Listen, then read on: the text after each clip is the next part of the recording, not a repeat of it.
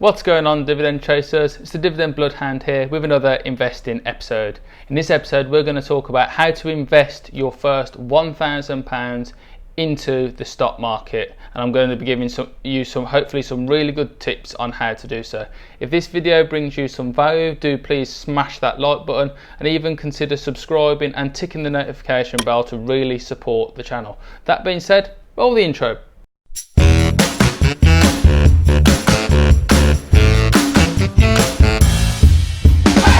Hey again guys, this video is hopefully going to give you a great insight into how to invest your first £1,000 into the stock market, and is mainly aimed at making the stock market for beginners a little bit easier for you to get to grips with, and will be part of my Investing for Beginners series that I'm going to do.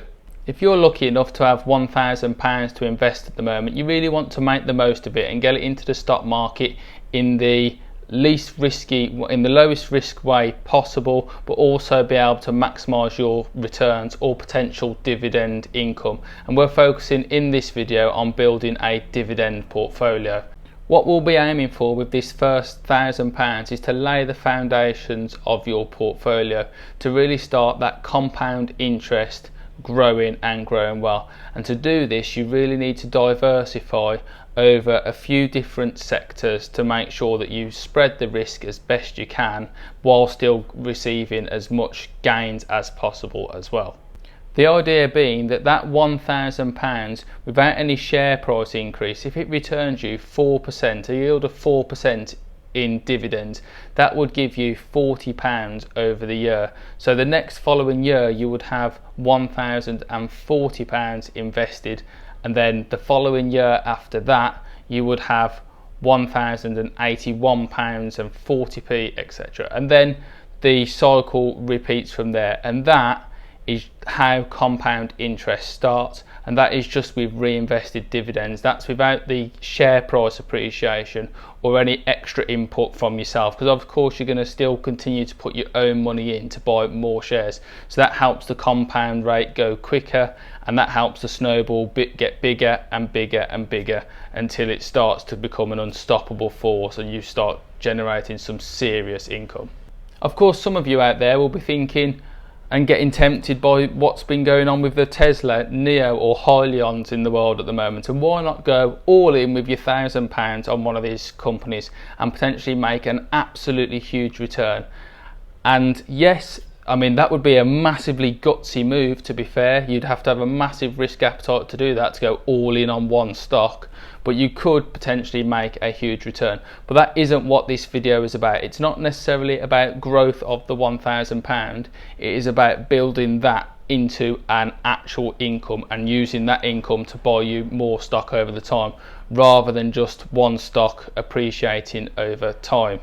To minimise the risk that I just mentioned about going all in on one company, it is best to actually split your investment into smaller pieces and spread that investment over numerous different sectors. I've selected 7 different sectors out there that you can invest in at the moment that will really reduce the risk to your £1,000 investment. And then if you wanted to diversify even further, you could then invest in 1 or 2 stocks, maybe more, in each of those individual sectors, and that will lay the very foundations, the first building blocks of your investing portfolio. It's very important to remember that in this portfolio we are aiming for dividend income. We're building a dividend portfolio, so we're not necessarily looking for high growth, and all sectors therefore are capable of being in this portfolio. There are numerous companies across all sectors that provide some absolutely excellent dividend returns and are in the dividend aristocrat or dividend king status, which is as a income investor and value investor, that is exactly what you're looking to get hold of for the long term. So without further ado, the 7 sectors that I have selected are food and drink, because that's a staple. Everybody needs food and drink. Consumer goods, largely for the same reason. Healthcare, they are always stable, and even in the middle of a global pandemic at the moment, there really hasn't been much movement in these share companies. And then you've got tech stocks, and you have industrials, And then also in there is finance, because nothing takes place in the world without the use of money. And then last but not least, some of you may argue with me on this one, is the energy sector or the utility sector. It is so important to get energy to people's houses at the moment. It is always going to be relevant, but oil companies are they're a massive source of dividends, but two, they're massively undervalued, yes, in my opinion, but some people would argue not. They're massively beaten up at the moment because of the oil crisis, and there's a glut in the demand. Essentially, there's a lot more oil around than is actually being used, so that is what's triggered a serious downgrade in the share prices of oil. But most people do believe that oil will make a comeback in the next 18 months or so.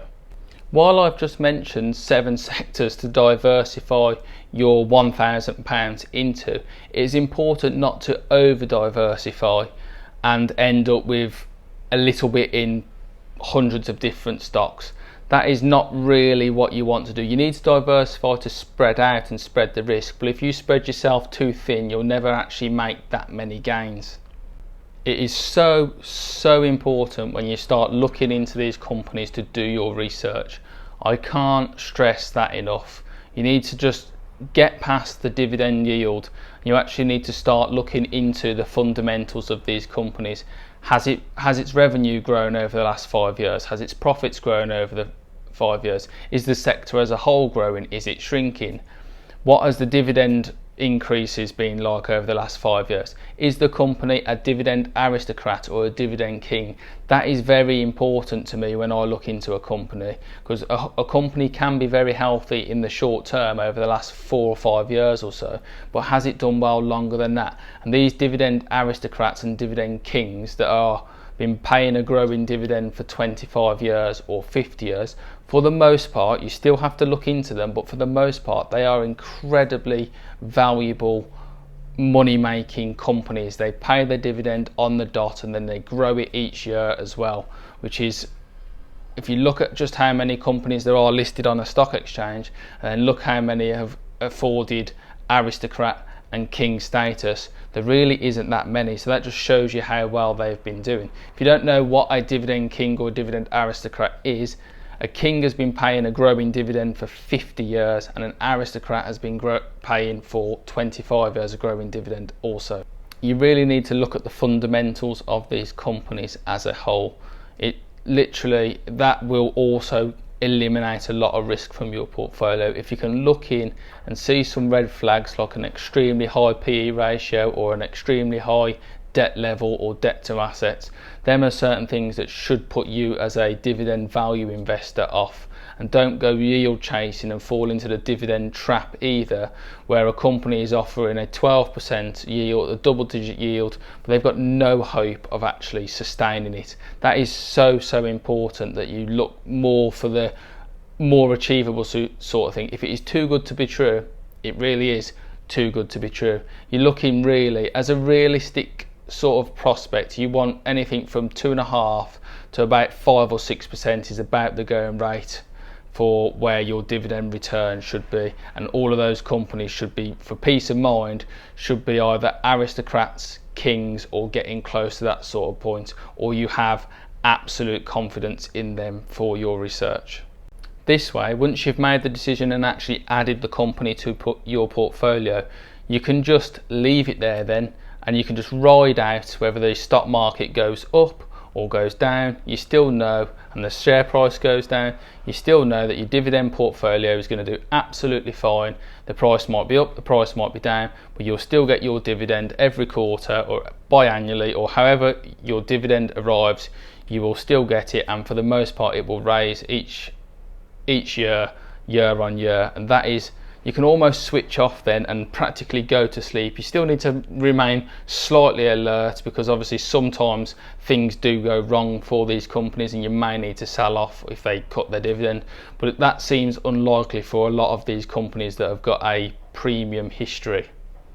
I'm going to now run through some companies that I would put through the 7 sectors that I've mentioned. I'm now going to mention a couple of companies that I believe are really good dividend paying companies for those relevant sectors, and would be a fantastic way to invest your first £1,000 into the stock market. So the first one is food and drink, and then the companies are as follows. You've got Coca-Cola, Dividend King; Pepsi, Dividend Aristocrat, been paying for a very long time. And then you've got the likes of Starbucks, one of the world's most valuable brands, still in its growth phase, but paying an absolute cracking dividend as well. Not quite towards Dividend Aristocrat status yet, but seriously getting there. Then you've got the likes of McDonald's, who we know aren't going anywhere anytime soon. And then from a UK point of view, because I really want to include UK stocks in this portfolio, dividend portfolio as well, the example, Cranswick, they actually make sausages, but they've been paying a growing dividend for 29 years. That is performance that is almost unrivaled over here in the UK food sector. They've done incredibly well. Do consider looking into those. The next sector is finance, and you can't really mention the finance sector without saying Visa and MasterCard. They are kind of a given for any portfolio, in my opinion, at least one of them. I have Visa in my portfolio because it is a growth stock. It's a dividend growth stock that's been growing for an awful long time. It pays it grows its dividends particularly well, a double-digit raise usually over a year. So it might start with a low yield, but holding it for a few years, you'll be very quickly well rewarded, and the share price appreciates particularly well as well. And that is very much the same with MasterCard. Then you want to look at a banking institution. So I've looked over in America. You've got JP Morgan Chase, you've got Bank of America.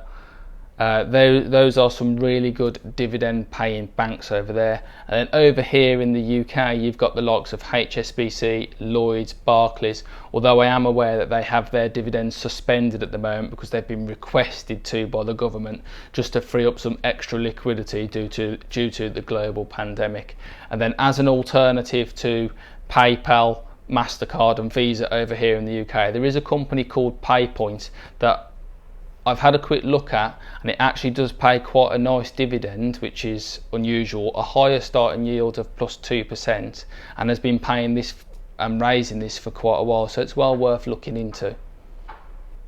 Consumer goods are another long-term staple that even in the middle of a recession, you're still going to need the soap, washing up liquid, razor blades, all of that sort of thing. You're still going to need that to get by, and king of these companies is 3M. That is a phenomenal company with a phenomenal dividend history. I'm an investor in that one myself. And then over here from the UK point of view, I've gone for Unilever. That is also a company that produces soaps, shampoos, also has food products as well, so it makes mustard, it owns Ben & Jerry's ice cream, it has Hellmann's mayonnaise, should I say.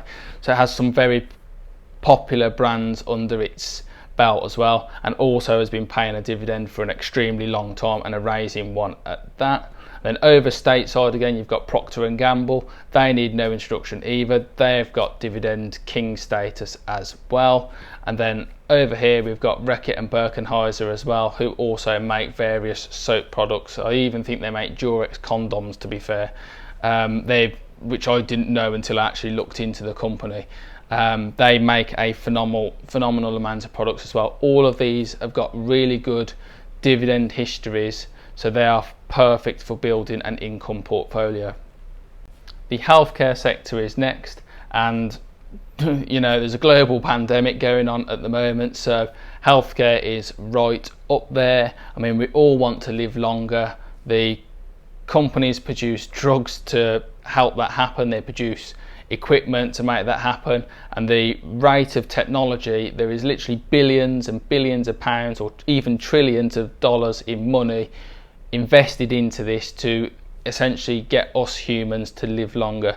And yes, they might rip people off for that, but surely it's better to own a chunk of the company that's doing that and receive some income from that. Anyway, I've digressed a little bit there, but anyway, the three companies that I'm choosing from are So stateside, I've gone for Johnson & Johnson. It's the original dividend king. It has to be in there. Growing dividends. Every single, I could say this for almost every single stock.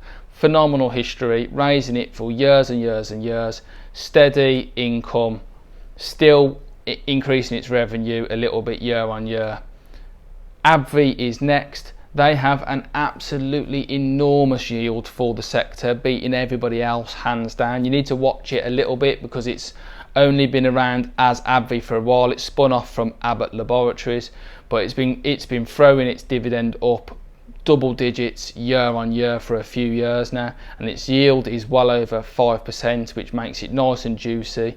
It does have high debt. That is something to consider going forward, but really good company, and a low payout ratio as well. So really, two really good companies to consider stateside, but Johnson & Johnson has the history.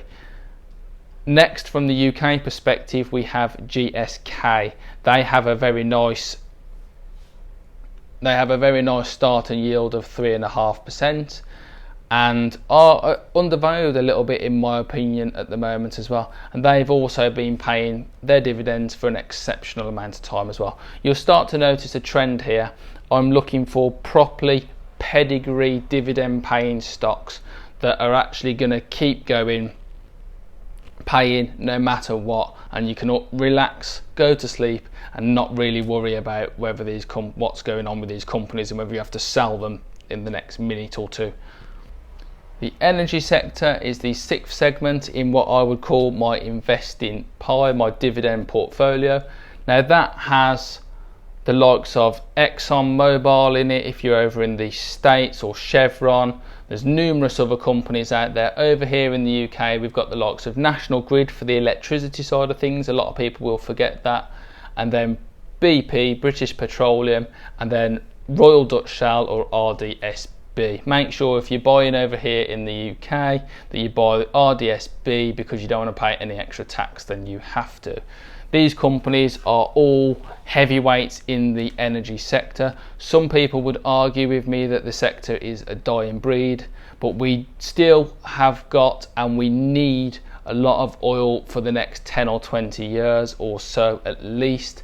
And then some of these companies, especially Shell and BP, have actually already started divesting from oil and are heavily investing towards renewables and gas, which is where the future energy mix lies, especially over here in the UK for the low carbon approach. But there is still a lot of petrol to be burned and a lot of diesel to be burned on the way there. I don't think this sector is done anytime yet, and some of these companies have an absolutely excellent history too. So Shell, even though it recently cut its dividend to a forward yield of 3.5%, it has been paying that dividend since the Second World War, can you believe it? So well over 60 years, and yet it's going to become, I think, a dividend growth company going forward as it starts to recover from this crisis that we're in at the moment. But a 3.5% yield, tax-free because you're in the UK, is pretty good by my standards. And then BP has done even better really. So its yield was over at 10% at one stage, and it trimmed it back by 50%, but it retained going forward a 5.5% yield. This is still a really great income for your portfolio and will allow you to buy more of BP going forward. This is the share price at the moment, I think, is quite low as well. It's quite undervalued. It's more likely to get to, over the next 12 months or so, back towards the £3.50, £4 mark. I don't think we'll ever see £5, £6, £7 a share ever again, unless they do a significant amount of buybacks, which they have considered and mentioned to investors that they've considered that. But I do think that even just appreciation will get it back to the £3.50, £4 mark. And bearing in mind that a share at the moment will set you back about £2.70, there's some appreciation in that for you as well. The tech sector then, this is a harder sector to get dividends from, to be fair. Many technology companies that reside in this sector don't actually pay a dividend at all. So it was a bit more of a challenge to find some companies with an excellent history to sit on in your portfolio. Obviously the likes of Facebook and Tesla don't actually pay a dividend at the moment, so you'd have to sit on them. They don't really fit this portfolio. However, Apple and Microsoft do, and they are two companies with a brilliant standing history. They're trillion-dollar companies, so much cash around, and pay some of the world's biggest dividends. Now, the yield on them companies at the moment might be less than 1%, especially with the shoot up due to the stock split with Apple, where you can be rest assured that these companies in 20 years time, 30 years time will hit dividend aristocrat and dividend king status. There's almost no doubt about it, especially Apple with the amount of, with the cash reserves that it's sat on. It can't almost not make it there, really, in my opinion. So there's two really good, phenomenal companies for you to look at. If you're actually looking for a bit more of a dividend starting yield, you can look at IBM. IBM pays a nice yield of 4%, and even though the company is a mature business now, it's not doing too much more growth, it still turns over and makes an incredible amount of profit each year, hundreds of billions in fact, and that dividend is particularly safe. In the last year or so, it did also hit dividend aristocrat status, which is again unusual for a tech company. So that puts it on my radar and actually also puts it in my portfolio. And then lastly, from a UK perspective, I've gone with Sage for us, which is a software company that also has a phenomenal dividend history. I keep saying phenomenal. Unfortunately, because there's so many great dividend companies in this advice video that I'm giving, I keep using that word, but I really don't think that it's not relevant, to be honest, because they're all such fantastic companies. So Sage, as I said, they've been paying a growing dividend for 29 years. Your starting yield there is roughly 2.5%, I believe.